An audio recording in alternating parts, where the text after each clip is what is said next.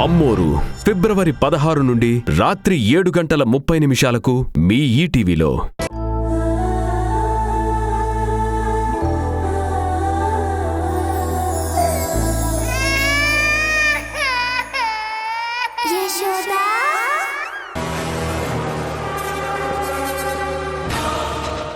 ఇక్కడ రైట్ తీసుకోండి.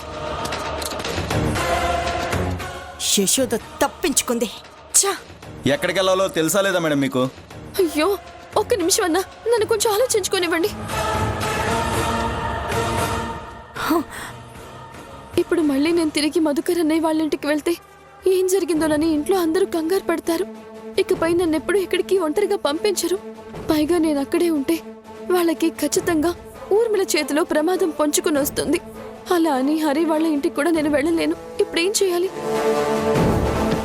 అసలు యశోద హాస్టల్ దగ్గరికి ఎందుకు వచ్చింది? యశోద హాస్టల్లో ఉండడానికి వచ్చిందా, లేక ఆల్రెడీ ఇక్కడే ఉంటుందా? వెంటనే వార్డెన్కి ఫోన్ చేసి కనుక్కోవాలి.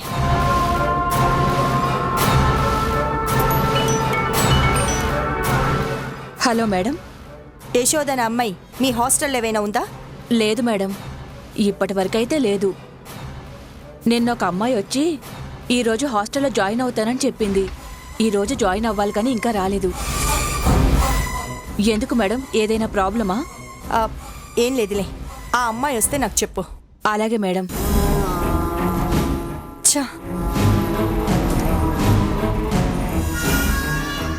మేడం ఎక్కడికి వెళ్ళాలో చెప్పండి మేడం, నాకు గిరాకీ పోతుంది.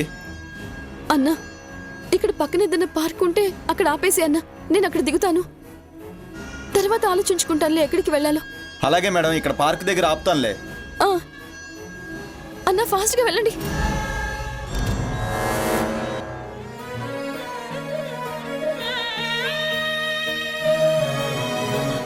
ఎడారిలో కోయిలా ఏది నీ పాట, తుఫానులో దీపమై మిగిలావి పూట. ఎడారిలో కోయిలా ఏది నీ పాట, తుఫానులో. ఇలాంటిది బ్రతికుండటం ఈ భూమికే భారం. చచ్చిపోయేశోదా, చచ్చిపోయేశోదా, చచ్చిపోయేశోదా, చచ్చిపోయేశోదా. చుట్టూర సంద్రంలా ముందు నువ్వు నా ఇంటి నుంచి బయటకు వెళ్ళు. ఓ కాగితం పడవల్లే ఏమైపోతావు. ఎడారిలో కోయిలా ఏది నీ పాట, తుఫానులో దీపమై మిగిలావి పూట.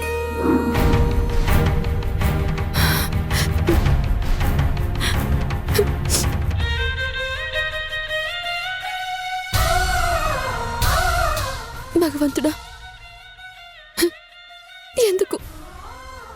ఎందుకు నాకు ఇలాంటి పరిస్థితి తీసుకొచ్చా? అసలు నేనేం తప్పు చేశాను, ఏం పాపం చేశాను? నా అనుకున్న వాళ్ళందరికీ నేను దూరం అవుతూనే ఉన్నాను.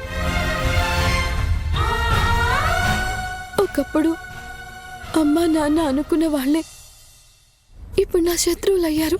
ఎడారిలో కోయిలా ఏది నీ పాట, ఇప్పుడు నా కుటుంబానికి దూరంగా ఉండాల్సిన పరిస్థితి వచ్చింది. మిగిలావి పూట.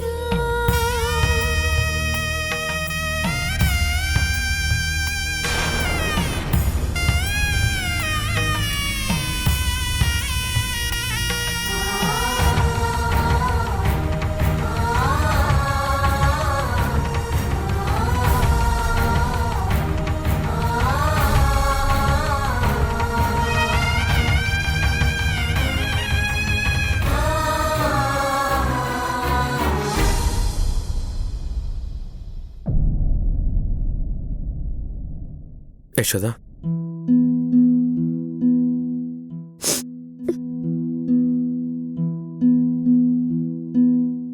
ఏమైంది యశోదా? అర్జెంటుగా రమ్మన్నావు, ఇక్కడ లగేజ్తో కనిపిస్తున్నావు. అసలు ఏమైంది? ఈ లగేజ్ ఏంటి? ఏమైంది యశోదా? ఎందుకు ఏడుస్తున్నావు?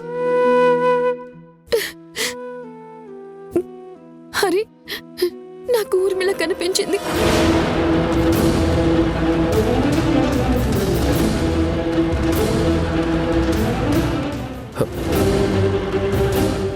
ఏం మాట్లాడుతున్నావు యశోద? ఊర్మిళ కనపడ్డావేంటి? తను నీ మీద ఏమైనా అటాక్ చేసిందా?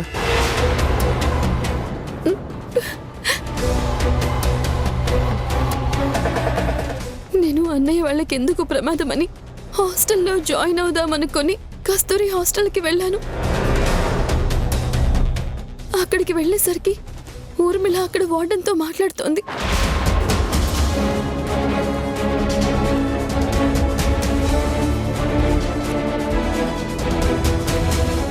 ఆ ఊర్మిళ హాస్టల్ వార్డెన్తోనే కాదు హరి, ఈ సిటీలో ఉన్న ప్రతి హాస్టల్ వార్డెన్స్తో ఎప్పుడూ టచ్లోనే ఉంటుందని నాకు అర్థమైంది.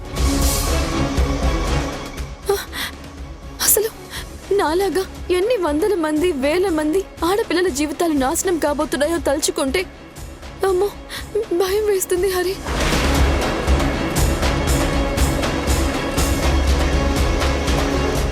యశోద ప్లీజ్ ఏడవకు.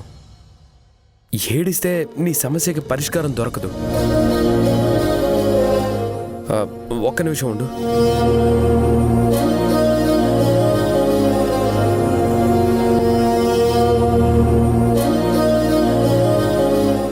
ముందు వాటర్ తాగు, తర్వాత మాట్లాడుకుందాం.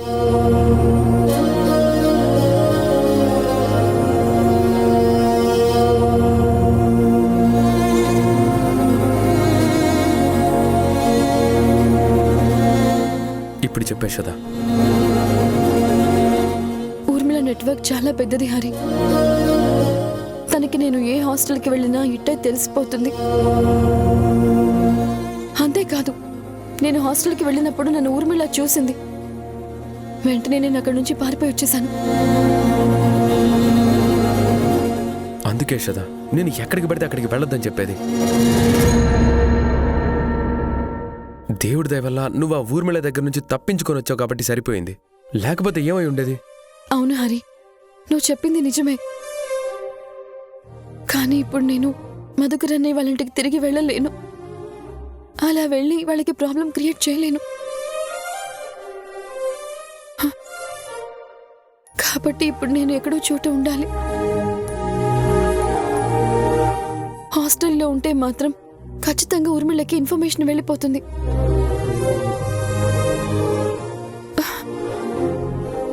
ఇప్పుడు ఎక్కడ ఉండాలి, ఎక్కడికి వెళ్ళాలి అనేది అసలేమీ అర్థం కావడం లేదు.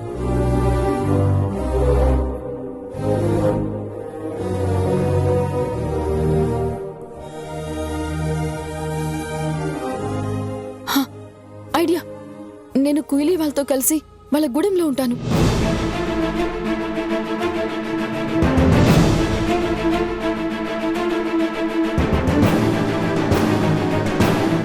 ఏమి మాట్లాడవేంటి హరి? గూడెంకి వెళ్దాం పదా. అక్కడైతే నేను ఉంటానని ఎవరికీ తెలియదు. అక్కడ వెతకడానికి ఊర్మిళ మనుషులు కూడా రారు.